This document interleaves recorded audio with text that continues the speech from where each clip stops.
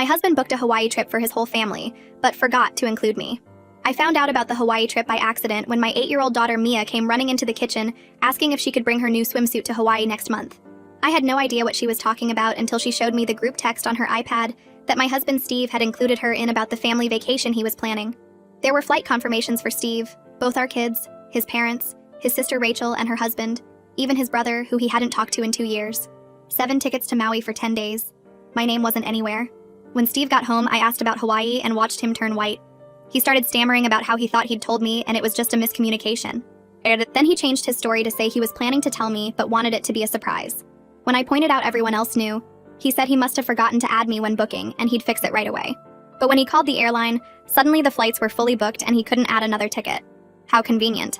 His mom called the next day saying how sweet it was that I was letting Steve have special bonding time with the kids and his family.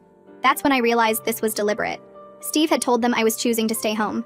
Rachel texted asking if I was okay with her taking my spot in the family photos since I wouldn't be there. My husband had literally written me out of our family vacation. The truth came out when Mia mentioned that Daddy said Mommy needed a break from everyone and would enjoy the quiet house. Steve had been telling the kids for weeks that I was too tired for vacation and wanted them to have fun without me. He'd poisoned them against me before I even knew about the trip.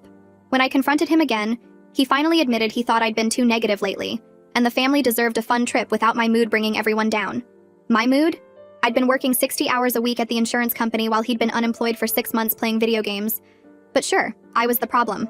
Fine. If Steve wanted a vacation without me, I'd make sure he got exactly that. First, I called my boss and put in for the same 10 days off. Told him I needed to handle some personal matters. Then I started planning my own trip. Not a vacation, though. Something much better. See, Steve seemed to forget that I handled all our finances since he couldn't even remember to pay his credit card on time. He also forgot that his parents' house, where they'd stay before flying out, was actually partially in my name since we'd co-signed to help them refinance. And he definitely forgot that I knew about his little gambling problem that he'd hidden from his family for years. The week before their trip, I started preparing. I canceled the hotel reservation in Maui and rebooked it for just 2 nights instead of 10. But I made sure the confirmation still showed 10 nights. I also called the car rental company and downsized their minivan to the smallest compact they had. 7 people's luggage in a Corolla would be interesting. Then I started the real fun. I withdrew our vacation savings, approximately $8,000, and put it in a separate account that only I could access. When Steve's card inevitably declined in Hawaii, he'd have to explain to his family why we suddenly had no money. But that wasn't enough. I wanted Steve to truly experience what it was like to be excluded. So I invited my sister Lisa to stay with me while everyone was gone. We planned our own staycation with spa days, wine tastings, and expensive dinners, all charged to the credit card Steve and I shared. Every charge would send him a notification while he was trying to enjoy his beach time. The day they left, I played the perfect wife. Helped pack, drove them to Steve's parents' house, kissed everyone goodbye. Steve actually looked relieved that I wasn't making a scene. His mom gave me a patronizing hug saying she hoped I'd enjoy my rest. 2 hours after their flight took off, I texted Steve a photo of me and Lisa at the 5-star steakhouse downtown with the caption, "Thanks for suggesting I take a break." Then I turned off my phone. According to Mia later, the Hawaii trip was a disaster from landing. The hotel check-in desk was chaos when they arrived. Steve stood there with his family crammed behind him, while the front desk clerk kept shaking her head and pointing at the computer screen. His voice came through my phone 3 hours after landing, shaky and stressed. The hotel only had them down for 2 nights, not 10, and every other place was completely booked because it was peak tourist season. I sat at the steakhouse with Lisa, my wine glass half empty, and listened to him explain the problem like I might somehow fix it. I told him that sounded really terrible, and I hoped he figured it out. Then I hung up and waved the waiter over to order the chocolate lava cake that cost $18. Lisa raised her eyebrows at me but didn't say anything. She just lifted her own wine glass and we clinked them together. The next morning we drove to the spa downtown, the fancy one I'd walked past 100 times but never went inside because it seemed too expensive. The receptionist handed us robes and slippers and showed us to the relaxation room where we waited for our appointments. I got the full package with a massage, facial, seaweed body wrap, and something called a hot stone treatment. Every service got charged to the credit card, and I knew Steve's phone would buzz with each notification. Lisa got the same treatments, and we spent 4 hours being pampered while soft music played and people brought us cucumber water and warm towels. I kept picturing Steve in Hawaii trying to explain to his parents why money was suddenly tight. The massage therapist worked on my shoulders, and I realized how tense I'd been carrying everything for months. When we finally left the spa, my skin felt soft and my muscles felt loose, and I'd spent more than our usual monthly grocery budget. I didn't feel guilty at all. Steve called again while Lisa and I were getting ready for dinner. His voice sounded different this time, higher and more frantic. His credit card got declined at a restaurant where they'd taken everyone for dinner. Theodore and Lillian had to cover the bill for all 7 people, and I could hear Lillian's sharp voice cutting through the background noise, demanding to know what was happening with our finances. Steve asked if something was wrong with the bank, if maybe there was fraud on our account. I let him talk himself in circles for a minute before I said the bank was fine and hung up. Lisa looked at me from across the hotel room where we were staying instead of at home, because why not make it a real vacation? She asked if I was sure about all this. I told her Steve was sure about leaving me out of a family trip and lying to our kids about it. He called 10 more times over the next few hours. I ignored the first 9. On the 10th call, I finally answered and kept my voice calm and steady. I explained that I'd moved our vacation savings into a separate account since he'd planned a vacation without including me in it. Steve started yelling immediately, his words tumbling over each other about how I was ruining everything and being vindictive and punishing the kids for something he did. I waited until he stopped to breathe and then reminded him that he told everyone I was too negative and needed a break from them. He told his own children that their mother didn't want to be with them. His parents thought I was choosing to stay home. He'd written an entire story about me without bothering to check if any of it was true. The line went quiet for a second, and then Steve hung up on me. My phone rang again 20 minutes later with a video call from Mia. Her face filled the screen, red and blotchy from crying. She was squeezed into a corner of what looked like a tiny hotel room with people moving around behind her. Caden kept hitting her arm trying to get into the camera frame, and she pushed him away while crying harder. Everyone was crammed into one room because that was all the hotel had available, and nobody was having fun, and Daddy kept fighting with Grandma about money, and why wasn't I there to make everything better? My chest hurt listening to her voice crack on the last words, but I made myself remember that Steve told her I was too tired to come, that I wanted them to have fun without me. He'd planted those ideas in her head for weeks before they left. This whole mess was his creation, not mine. I told Mia I loved her and I'd talk to her tomorrow, then ended the call before I could change my mind about any of this. Lisa brought up the money situation over breakfast the next morning. We were sitting in a cafe eating overpriced pastries and fancy coffee drinks. She said maybe I'd made my point and should send enough money, so the kids could at least enjoy some of the vacation. I stabbed my fork into my croissant and told her I wasn't ready to let Steve off the hook.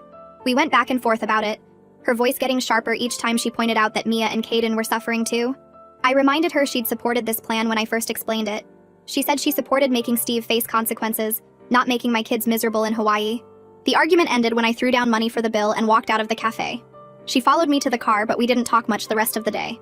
Theodore called my phone that afternoon, and his voice had that cold, formal tone he used when he was disappointed in someone.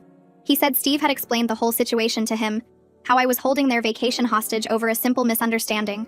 Theodore launched into a lecture about family unity and the importance of forgiveness, and how marriage required compromise from both people. He talked about how Steve was trying his best, and I needed to be more understanding of the pressure he was under. Not once did Theodore mention that his son deliberately excluded me and then lied about it to everyone. Not once did he acknowledge that Steve had poisoned my own children against me. I listened to the whole speech and then told Theodore I needed to go, and hung up while he was still talking. I pulled up our credit card statement online and scrolled through the charges from Hawaii. The cramped hotel room cost more per night than the original booking, because it was last minute. Restaurant meals for 7 people kept appearing with Theodore's and Lillian's names on the charges since Steve's card wouldn't work. 3 separate attempts to upgrade the rental car from the compact to something bigger, all declined. I pictured them trying to fit 7 people and all their luggage into that tiny car, driving around Maui with everyone crammed together and miserable. Part of me felt satisfied seeing the proof of Steve's disaster. Another part of me felt sick knowing my kids were part of that disaster. My phone buzzed with a long text message from Janelle. She called me selfish and cruel for ruining everyone's vacation, especially the kids' first trip to Hawaii. According to her, Steve was just trying to give his family a nice experience, and I was punishing everyone because of my control issues and negative attitude. She wrote 3 paragraphs about how I was being unreasonable and vindictive, how I was damaging my relationship with my children, how I was showing my true colors to the whole family. She ended by saying they all felt sorry for Steve having to deal with me. I read the message twice, my hands shaking harder each time. Lisa found me in the bathroom 10 minutes later, sitting on the floor with tears running down my face. She didn't say anything at first, just sat down next to me and pulled me against her shoulder. I told her hearing about how miserable my kids were in Hawaii hurt worse than I'd expected. She rubbed my back and said, Steve definitely deserved consequences for what he did, but maybe I needed to think about what I actually wanted from this whole situation. Did I want Steve to suffer? Or did I want my marriage and family to survive this? Because right now, I was getting the first thing but destroying any chance at the second. I sat on the bathroom floor until my legs got numb and my back hurt from leaning against the cold tile. Lisa helped me stand up and we went back to the living room where she made me drink a glass of water and eat some crackers even though I said I wasn't hungry. She asked if I wanted to talk about what I was feeling, and I told her I didn't know what I was feeling anymore. Mad at Steve, guilty about the kids, confused about whether I'd gone too far, worried that I'd broken something in my family that couldn't be fixed. My phone buzzed on the coffee table around midnight. I picked it up and saw a voice message from Steve that was 7 minutes long. Lisa watched me stare at the notification for a full minute before she asked if I was going to listen to it.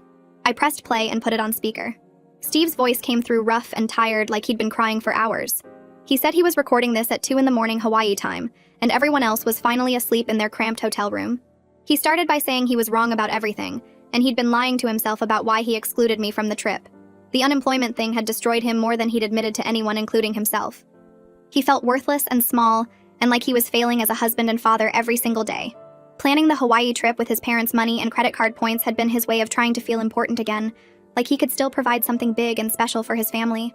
But instead of including me and being honest about his feelings, he'd convinced himself I was the problem, and the family would be better off without my negativity bringing everyone down.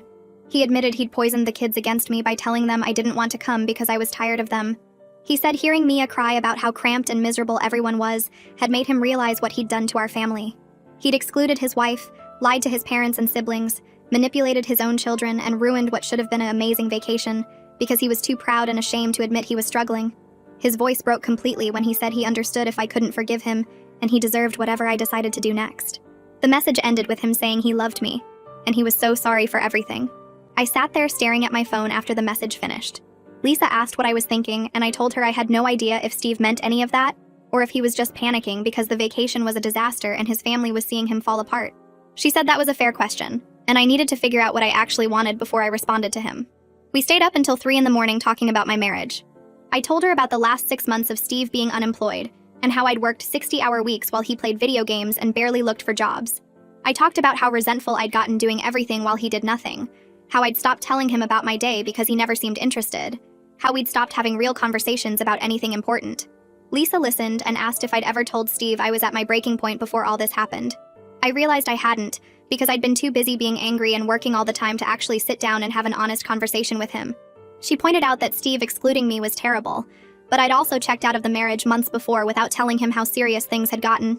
We'd both failed each other in different ways, and now we had to decide if we wanted to fix it or let it end. I fell asleep on the couch around 4 a.m. and woke up at 9 to 17 missed calls from Hawaii.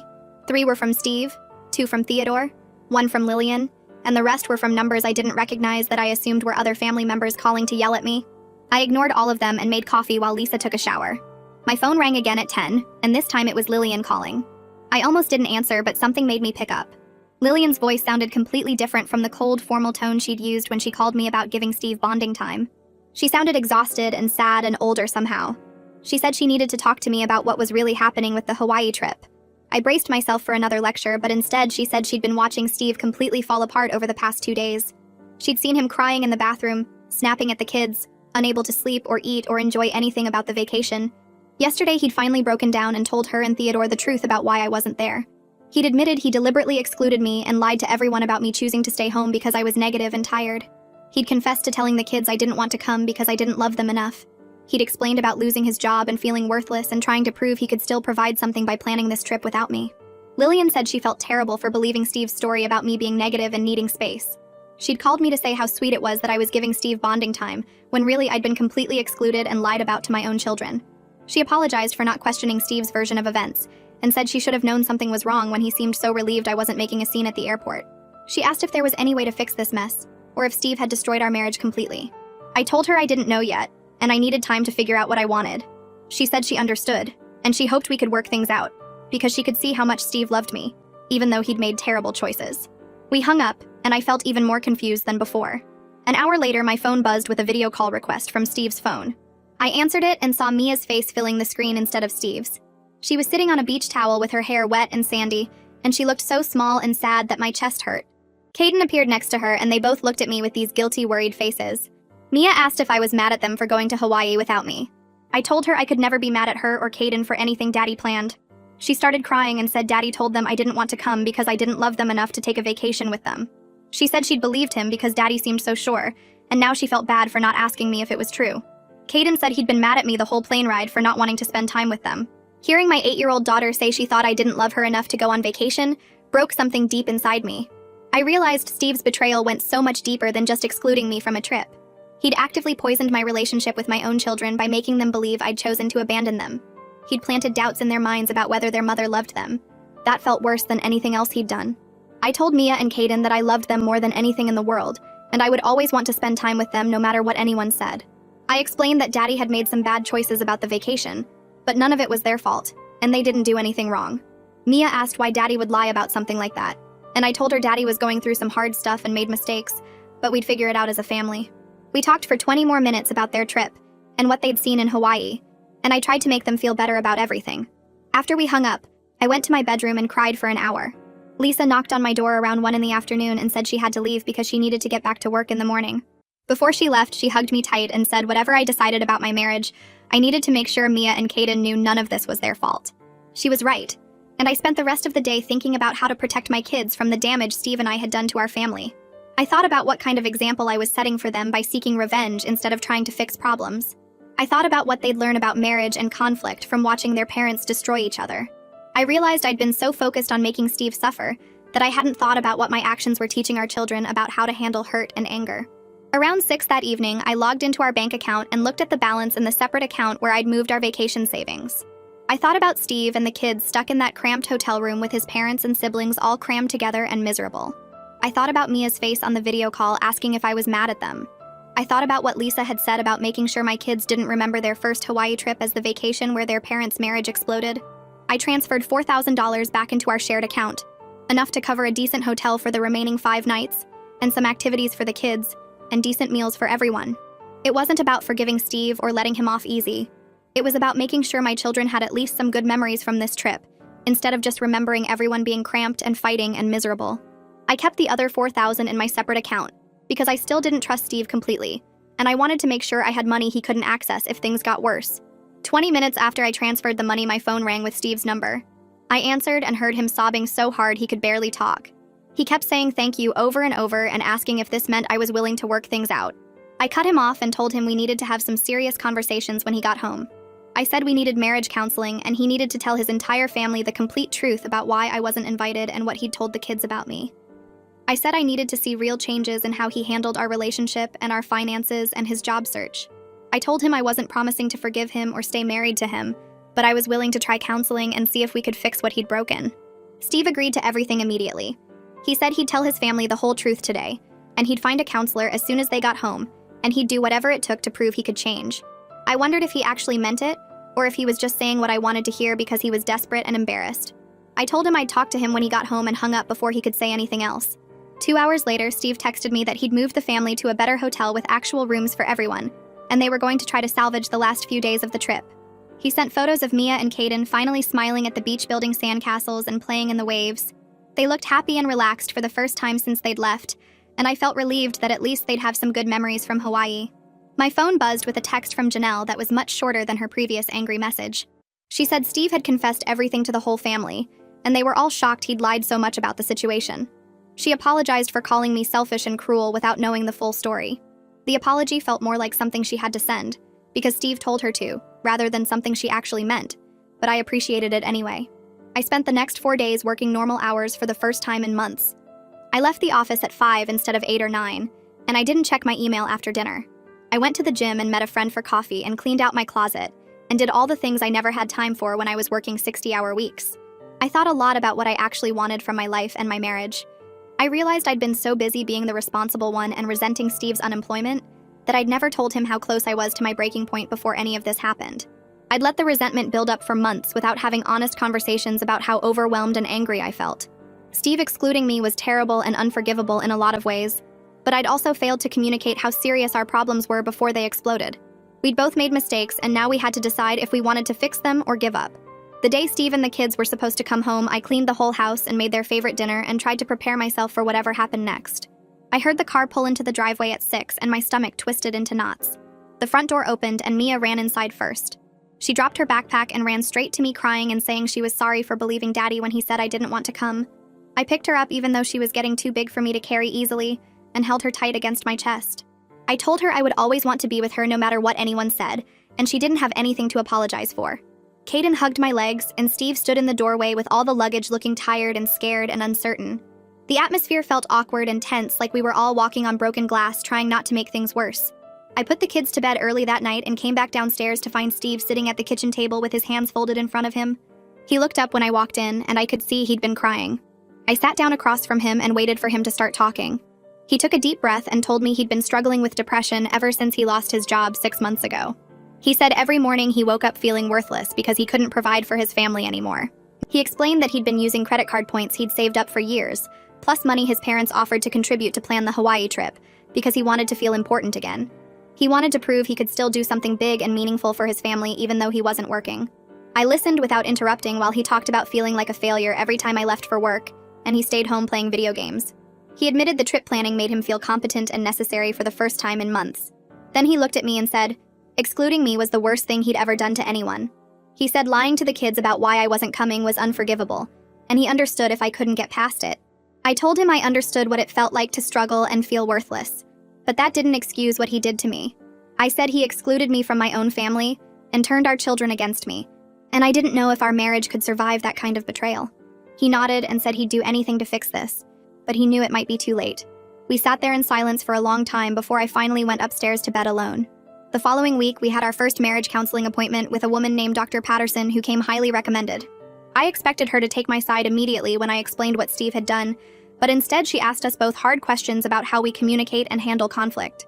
She pointed out that Steve's betrayal was massive and had caused real damage to our family, but my revenge had also hurt our kids. She said Mia and Caden spent days in Hawaii watching their parents' marriage fall apart in real time, and that wasn't fair to them. She asked me why I hadn't told Steve how overwhelmed and angry I was feeling before everything exploded. I admitted I'd been so focused on being the responsible one and keeping everything together that I never actually said how close I was to my breaking point. Dr. Patterson told Steve he needed to take responsibility for his depression and job loss instead of hiding from it through elaborate vacation planning. She told me I needed to communicate my needs clearly instead of letting resentment build up until I wanted revenge. By the end of the session, we were both exhausted and neither of us felt vindicated. Dr. Patterson scheduled us for weekly appointments and told us we had a lot of work to do if we wanted to save our marriage. 2 weeks later, Steve got a call from a company where he'd interviewed 4 months ago. They were offering him a position with good pay and benefits starting in 2 weeks. He hung up the phone and just stared at me like he couldn't believe it was real. I could see he was nervous about whether I'd believe he was actually changing, or if I thought this was just another temporary fix. Honestly, I wasn't sure what I believed yet. The job offer was great news, but it didn't erase what happened in Hawaii, or fix the broken trust between us. I told him I was glad he'd be working again and contributing financially, but we still had months of counseling ahead of us. He nodded and said he understood he had to prove himself over time, and not just with one job offer. I agreed to keep going to counseling and see if we could rebuild something real, instead of just going back to how things were before. He accepted the job that afternoon, and I felt a tiny bit of hope for the first time since I found out about the Hawaii trip. 3 months later, our life looked completely different. Steve was working full-time at his new job and actually seemed to enjoy it. He came home at reasonable hours and helped with dinner and homework without me having to ask. We were both in individual therapy plus our weekly couples counseling with Dr. Patterson. The biggest change was how we talked to each other now. We had hard conversations about money and responsibilities and feelings instead of letting things build up. We sat down with Mia and Caden and explained in ways they could understand that Mommy and Daddy had both made mistakes and hurt each other, but we were working to fix it. Mia asked if we were getting divorced, and I told her honestly that we were trying very hard not to. We started planning a real family vacation for next summer, where everyone were included from the start. Steve showed me the resort options and asked my opinion on everything. Things weren't perfect, and I was still hurt by what he'd done to me. Some days I looked at him and felt angry all over again about being excluded and lied about, but I could also see he was genuinely putting in the work to change. He went to therapy every week and took his antidepressants and showed up for our family in ways he hadn't before. Our marriage had survived, but it wasn't the same marriage anymore. It was built on honesty and accountability now instead of me just holding everything together while he coasted along. I didn't know if we'd make it long term, but for the first time in months, I believed we had a real chance.